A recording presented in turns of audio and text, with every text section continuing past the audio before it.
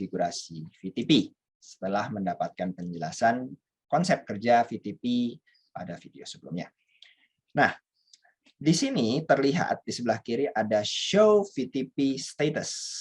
Show VTP status adalah salah satu perintah yang bisa kita berikan untuk melihat konfigurasi VTP pada switch tersebut. Di sini pada switch 1, kita lihat setelah diberikan perintah ini, dia memberitahukan bahwa switch ini bisa mendukung versi 1 sampai 3. Tapi saat ini yang berjalan, versi yang running adalah 1. VTP domain name-nya belum ada. VTP pruning mode-nya dimatikan. VTP traps generation-nya dimatikan. ID dari perangkatnya dalam hexa demikian. Konfigurasinya terakhir kali dimodifikasi oleh alamat IP-nya belum ada, 000 pada tanggal berapa, bulan berapa, tahun berapa, dan pada jam berapa. Fitur VLAN. Saat ini si VTP pada switch ini berjalan dalam mode transparent. Tadi ada di video yang sebelumnya ada penjelasan tentang server, client, dan transparent. Lalu maksimum VLAN yang didukung secara lokal 255, jumlah existing VLAN saat ini yang ada 12, configuration revision-nya 0, dan ini adalah untuk mengecekkan error dan integritas MD5 digest. Oke. Nah, saya akan bahas di penjelasan kalimat sebelah kanannya. Perintah show VTP status adalah perintah pada privilege execute command yang akan menampilkan status VTP. Kalau kita eksekusi seperti pada contoh di switch Cisco 2960 seri plus akan menampilkan output yang tadi saya jelaskan.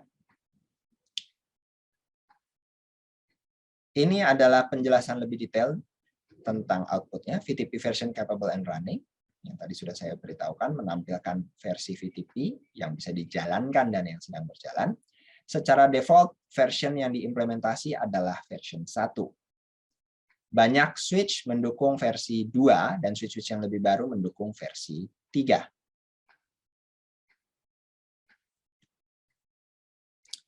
Berikutnya adalah penjelasan tentang VTP domain name. Ini adalah nama domain yang mengidentifikasikan nama administratif untuk ruang lingkup VTP-nya. Secara default, namanya adalah null. Null di sini bukan nama null, ya, maksudnya null itu memang tidak ada, kosong. Bukan 0, tapi null, kosong. VTP pruning mode akan menunjukkan apakah mekanisme pruning diaktifkan atau tidak. Defaultnya tidak aktif. VTP traps generation menunjukkan apakah VTP traps dikirim ke manajemen network management station. Maksudnya di sini kalau ada informasi tentang cara kerja VTP, perubahan, log, dan seterusnya, apakah dikirimkan ke server yang menampung traps itu, maksudnya seperti itu. Dia menampung informasi itu supaya nanti bisa diolah oleh si admin. Secara default dimatikan. Device ID adalah sebenarnya alamat MAC address dari switch. Lalu configuration last modified adalah tanggal dan waktu terakhir kali konfigurasi dimodifikasi dan menunjukkan alamat IP dari switch yang mengakibatkan konfigurasi itu berubah. VTP operating mode bisa server, client, atau transparent. Defaultnya adalah VTP server. Saat ini terlihat transparent, berarti sudah diubah. Lalu maksimum VLAN yang disupport secara lokal adalah jumlah VLAN yang didukung secara lokal untuk platform switch tersebut. Number of existing VLAN adalah jumlah default dan configured VLAN yang ada. Termasuk angka-angka ini bisa berbeda satu sama lain tergantung seri dari si perangkat ya. Lalu terakhir configuration revision adalah nomor config yang sedang digunakan saat ini, terakhir, yaitu 32 bit yang menunjukkan level revisinya. Defaultnya nilainya adalah 0, belum ada revisi. Setiap kali ada penambahan VLAN, maka nomor configuration revision-nya naik. Dan setiap VTP device akan mencatat nomor configuration revision yang dia terima. Lalu terakhir MD5 digest adalah untuk checksum error, 16 byte checksum error dari konfigurasi VTP tadi. Menjamin bahwa tidak ada korup. Nah, mari kita lihat kondisi topologi berikut.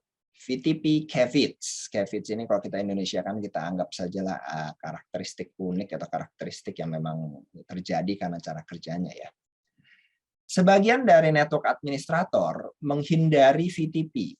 Kenapa? Karena karena berpotensi memperkenalkan VLAN yang salah kepada existing VTP domain. VTP domain sekarang sudah ada, dinyalain VTP-nya terus bisa mengakibatkan kesalahan.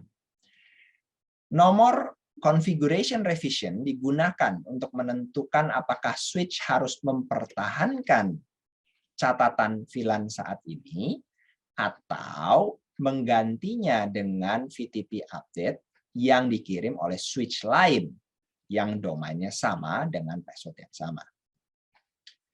Menambahkan sebuah VTP enabled switch yang mendukung VTP pada jaringan VTP domain yang saat ini sudah ada akan menghapus seluruh konfigurasi VLAN dalam domain jika switch tersebut dikonfigurasikan dengan VLAN yang berbeda dan memiliki konfigurasi revisi lebih tinggi dari existing VTP server.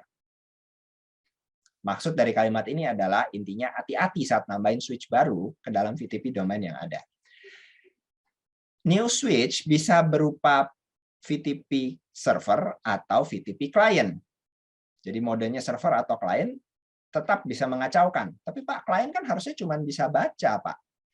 Ya, idenya di konsepnya seperti itu, hanya bisa nerima, tidak mengontrol. Tetapi kalau dia dipindah dari jaringan lain yang memiliki nomor revisi lebih tinggi, dia kan tetap akan mempropagasikan catatannya yang terakhir. Jadi propagasi ini bisa mengakibatkan kekacauan dan sulit untuk diperbaiki. Oleh karena itu, sebelum sebuah switch ditambahkan ke jaringan, pastikan bahwa dia memiliki konfigurasi VTP default atau nilai-nilai ininya rendah, nomornya 0 gitu misalnya, sehingga tidak akan mempengaruhi jaringan yang perangkat yang lain. Kita lihat seperti yang ditunjukkan pada gambar, switch 1 adalah VTP server, switch 2 dan switch 3 adalah VTP client. Mari kita perhatikan topologinya sedikit lebih teliti. Ini adalah switch 1. Ini yang kita konfigurasi sebagai VTP server. Ini adalah switch 2. Dan ini adalah switch 3. Ini yang sebagai VTP client. Semua switch tadi ada pada domain Cisco 1. Jadi nama domainnya Cisco 1. Dan saat ini current VTP revision is 17. Nomor revisi terakhir adalah 17. Pada switch 1 ada VLAN 10 dan 20, nomor revisinya 17, domain Cisco 1. Oleh klien-kliennya yang sudah juga mengikuti dia, nama domain Cisco 1, revisi 17, VLAN yang didukung 1020. Pada switch 3, revision number 17, VLAN 1020. Berjalan normal nih, nggak ada masalah. Jadi di sini kita bisa lihat ada dua VLAN 10, PC1 contohnya, ya, dan PC3 bisa berkomunikasi, dan VLAN 20, PC2, PC4, PC5, dan PC6. Jadi kita bisa mengasumsikan bahwa karena ini beda VLAN, PC1 dan PC3 ini ada di network yang berbeda dengan PC yang lainnya. Ini juga bisa kita lihat dari alamat layer 3-nya, ini 172.17.10. Ini 10. Yang ini 20. Ini 20. Ini 20. Ini 20. Jadi terlihat bahwa ini memang ada di jaringan yang berbeda ya. Nah, sudah berfungsi, sudah berjalan nih, nggak ada masalah nih. Oke. Nah, selain dari standar config ada VLAN 1 kan selalu ada. VTP server S1 memiliki VLAN 10 dan 20 yang terkonfigurasi, VLAN-nya sudah dipropagasi dengan VTP ke dua switch yang lain, switch 2, switch 3. Jalannya sudah normal. Kemudian ceritanya seorang network technician, seorang teknisi network menambahkan switch 4 ke jaringan. Dia hubungkan di sini switch 4 di rantai ke switch 3. Dia merasa saya perlu tambahkan switch 4 karena sebentar lagi saya mau menambahkan PC-PC lagi di sini. Nambah lagi. Untuk kapasitas tambahan. Namun, teknisi ini belum menghapus konfigurasi startup atau belum menghapus juga VLAN.dat-nya. Jadi, file catatan VLAN sebelumnya di S4 tidak dihapus, tidak direset lah istilahnya. S4 memiliki nama domain yang sama. Kebetulan ini mungkin terkonfigurasi dari masa lalu gitu ya. Sempat dilepas perangkatnya, terus udah direset, terus dipakai lagi nama domainnya Cisco 1. Nah, ini keluar dari rak gitu ya, dari gudang, masuk lagi. Tapi saat itu konfigurasi yang dulu ternyata menggunakan nomor VLAN 30 dan 40. Bukan 10 dan 20. Dan kebetulan nomor revisinya lebih tinggi, 35. Ini 35, sedangkan yang saat ini sedang berjalan nomornya 17. Padahal sebenarnya si S4 ini adalah tambahan yang baru dimasukkan. Tambahan yang baru dimasukkan dan dia anak baru sebenarnya, tapi karena catatan konfigurasi yang lamanya belum direset, dan kebetulan dia memiliki nama domain yang sama, nomor revisi yang lebih tinggi, akibatnya adalah sebagai berikut. Karena nomor revisinya 35 yang lebih tinggi daripada nomor revisi pada dua switch yang lain, akan mengakibatkan switch-switch yang lain mengikuti dia. Perhatikan. S4 punya VLAN 1, terkonfigurasi dengan VLAN 30 dan 40, tapi tidak memiliki VLAN 10 dan 20. Sayangnya, karena S4 memiliki nomor revisi yang lebih tinggi, maka switch-switch yang lain di dalam domain akan mensinkronisasikan pada catatan terakhir S4. Dengan konsekuensi bahwa VLAN 10 dan 20 tidak lagi aktif pada switch.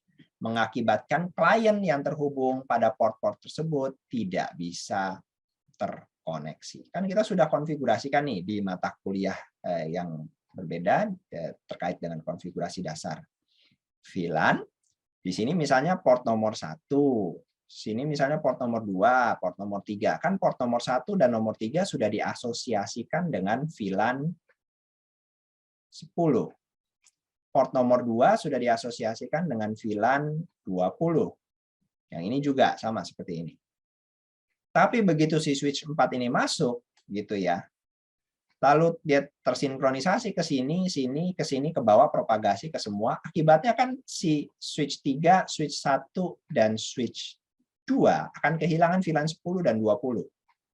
VLAN-nya akan hilang. VLAN 10 dan 20 ini hilang, terganti menjadi 30 dan 40.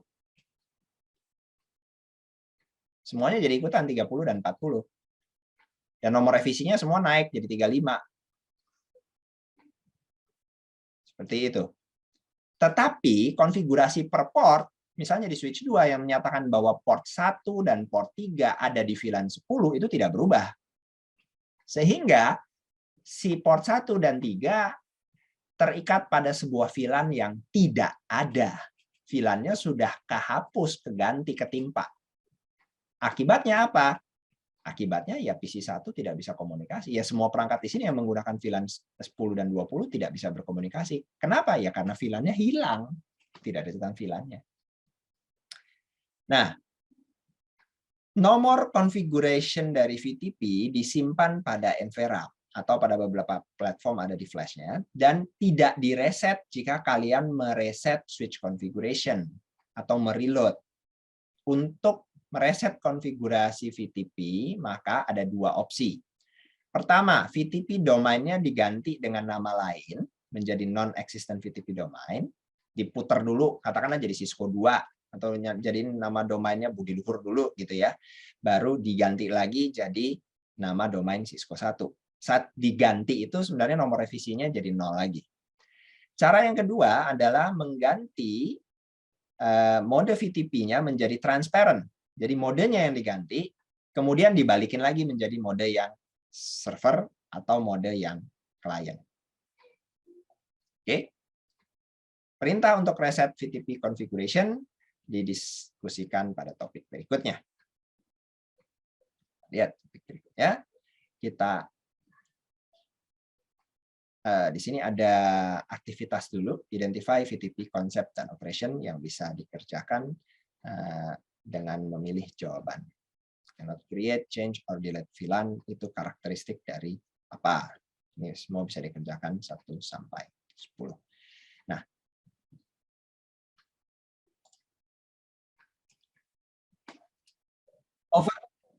overview VTP configuration.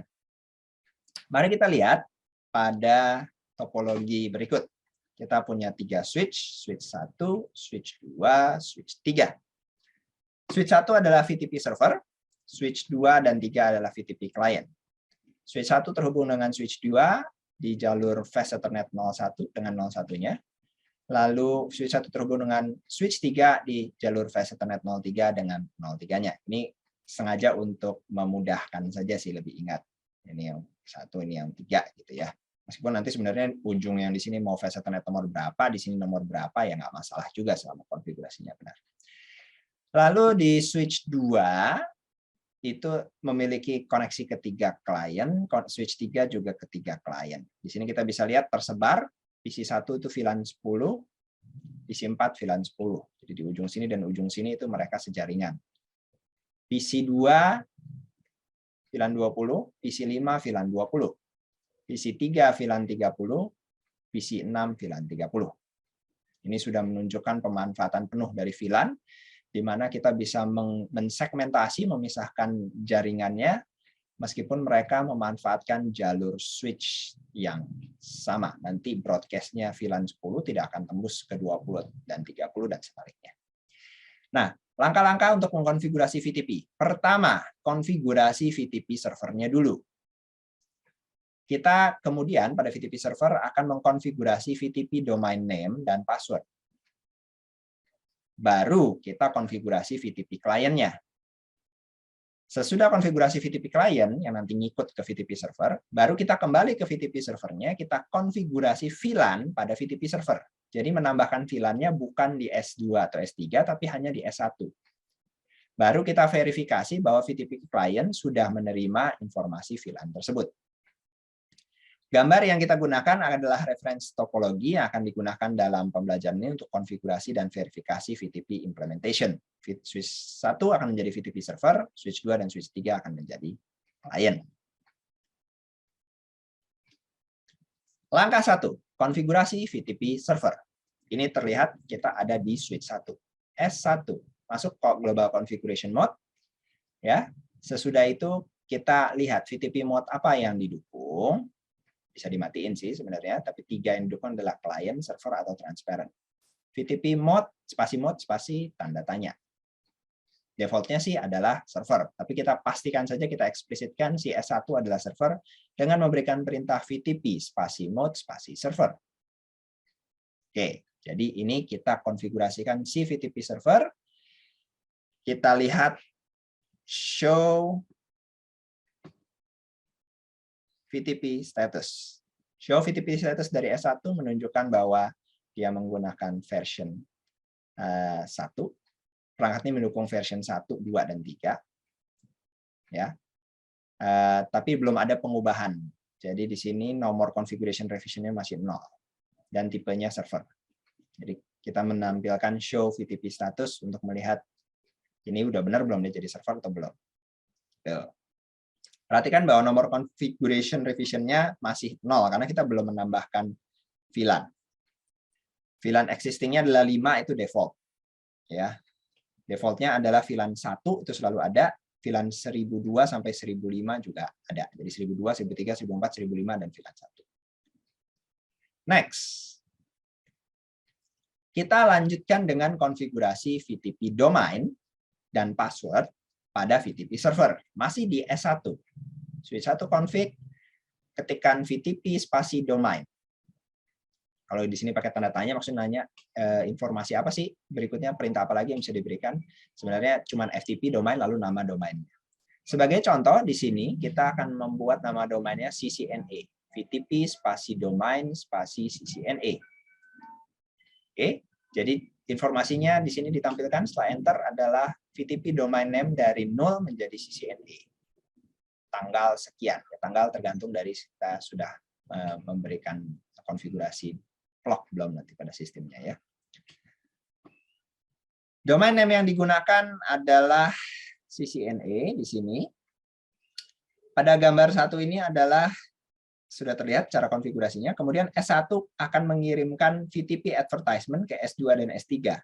Jika S2 dan S3 memiliki default configuration dengan null domain name, maka S2 dan S3 akan menerima CCNA sebagai FTP domain name.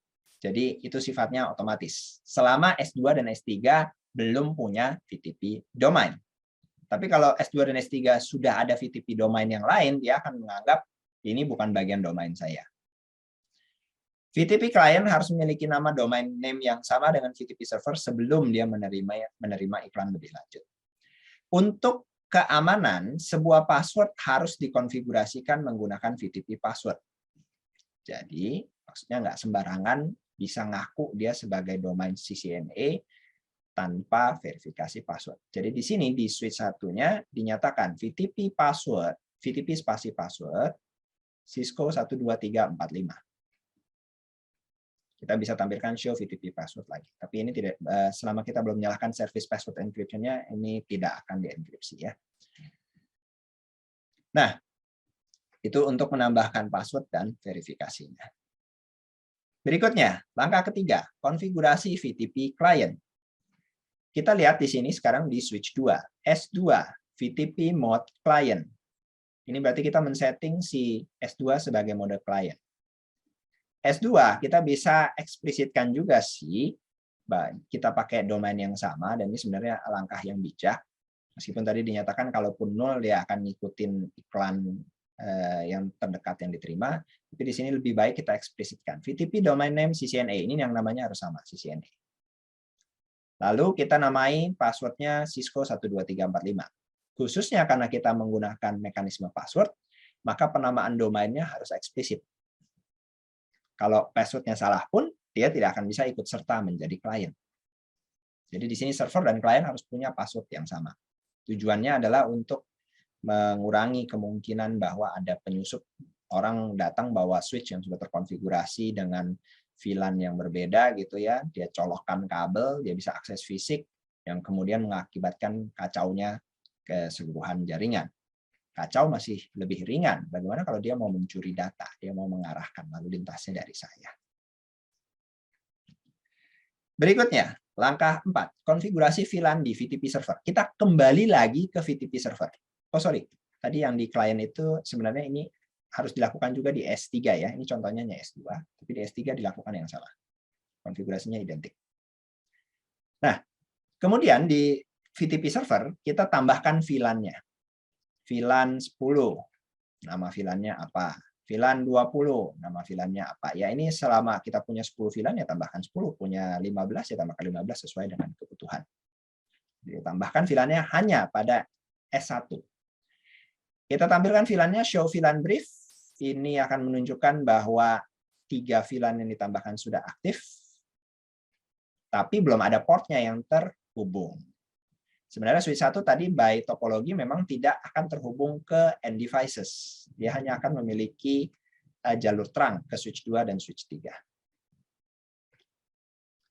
Kalau kita lihat show VTP statusnya di S1, kita akan lihat bahwa domain name sekarang sudah terisi, CCNA. Kita lihat bahwa karena kita sudah melakukan 6 baris perubahan, maka configuration revision-nya jadi angka 6.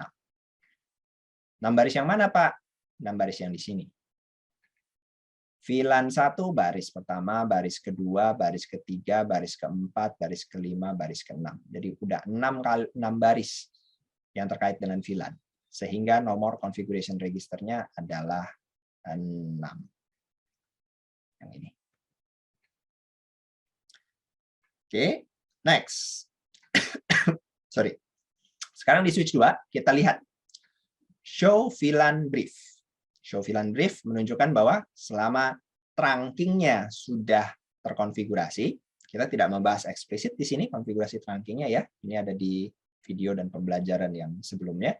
Jadi dianggap selama trunkingnya sudah oke antara switch 1 dengan switch 2 dan switch 1 dengan switch 3, maka normalnya dia sudah berjalan VTP-nya. Jadi di sini si switch 2 sudah menerima dan sudah menambahkan VLAN sales, marketing, dan accounting pada catatan VLAN switch 2. Perhatikan bahwa nomor revisi di switch 2 sama dengan di server. Ini kita lihat show VTP status di switch 2 akan menghasilkan output configuration revision yang sama, 6. Jadi dia ngopi, dia ngikut aja. Tapi sifatnya klien, kalau yang tadi di switch 1 kan sebagai server. Berikutnya adalah uji coba untuk menambahkan VLAN pada switch 2. Switch 2 kan sebagai modenya klien. Tapi kita coba aja gitu, iseng. VLAN spasi 99. Nah, akan muncul error. VTP VLAN configuration not allowed, tidak diizinkan. Karena perangkat ini modenya adalah klien. Nah, di sini kita bisa coba display the current VTP setting on switch 1. Oke. So, VTP.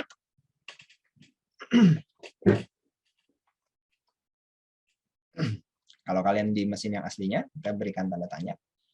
Dia akan menunjukkan informasi VTP-nya.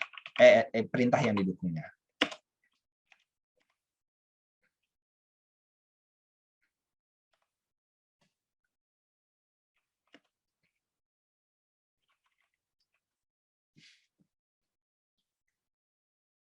Ini kita lihat show VTP status. Ini contoh kita untuk mempraktekkan singkat saja status yang sedang digunakan. Nah, di sini S1 yang latihan ini dia modenya adalah transparent.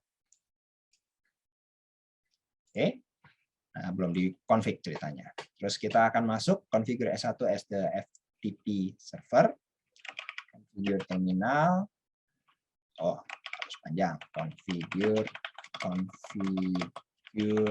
terminal VTP server VTP domain CCNA. Oke, VTP password Cisco 12345. Oh, sorry, saya salah ketik. Ada D-nya 2. VTP password Cisco 12345 untuk menambahkan passwordnya. Oke, berikutnya tadi dia minta apa lagi? Exit, kemudian display VTP password. Exit, show VTP password, kelihatan, dan show VTP status. Sifatnya sudah server ya, sini kelihatan.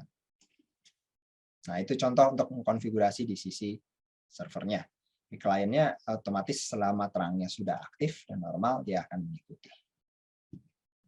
Gitu. Berikutnya, VLAN range pada switch katalis. Switch katalis itu switch-nya Cisco ya, spesifik Cisco. Perangkat Cisco katalis memiliki beda model, beda dukungan sebenarnya. Jadi dukungannya agak beda-beda untuk jumlah VLAN-nya. Tapi sebenarnya jumlah VLAN yang didukung cukup besar untuk mengakomodasi kebutuhan dari organisasi pada umumnya. Sebagai contoh, Katalis 2960 dan 3560 mendukung lebih dari 4.000 VLAN. Normal VLAN range adalah dari 1 hingga 1005, di mana 1002 sampai 1005 sudah di reserve untuk kegunaan spesifik. Extended-nya adalah dari 1006 ke 4094. Nah, figure 1 di sini, gambar 1 maksudnya mengilustrasikan ketersediaan VLAN pada Katalis 2960 pada iOS versi 15. Gambar 2 akan menunjukkan fitur dari normal range dan extended range VLAN. Saya akan tunjukkan fitur keduanya. Bedanya adalah normal range itu digunakan di jaringan kelas menengah dan sedang, jaringan bisnis kelas menengah dan sedang. Jadi nomornya antara 1 sampai 1005. Normalnya kita akan pakai 1 sampai 1 sendiri nggak bisa dipakai karena itu sudah default. Biasanya malah diganti karena kita tidak mau pakai konfigurasi default. Yang dipakai adalah 2 sampai 1001 ya. Jadi ID 1 dan 1002 sampai 1005 sudah ada dan tidak bisa dihapus, tidak bisa diubah. 1002 sampai 1005 untuk protokol token ring dan fiber. Dan konfigurasinya akan disimpan di dalam file VLAN.dat yang ada di memori flash. Sedangkan extended range VLAN itu digunakan oleh service provider, penyedia layanan jaringan dan organisasi besar untuk memperbesar kemampuan infrastruktur mereka pada customer yang lebih banyak. Nomornya dari 1006 sampai 4094. Mendukung fitur VLAN yang lebih sedikit dan konfigurasinya disimpan di running configuration. Kita sebenarnya tidak akan membahas secara eksplisit di extended VLAN. Oke.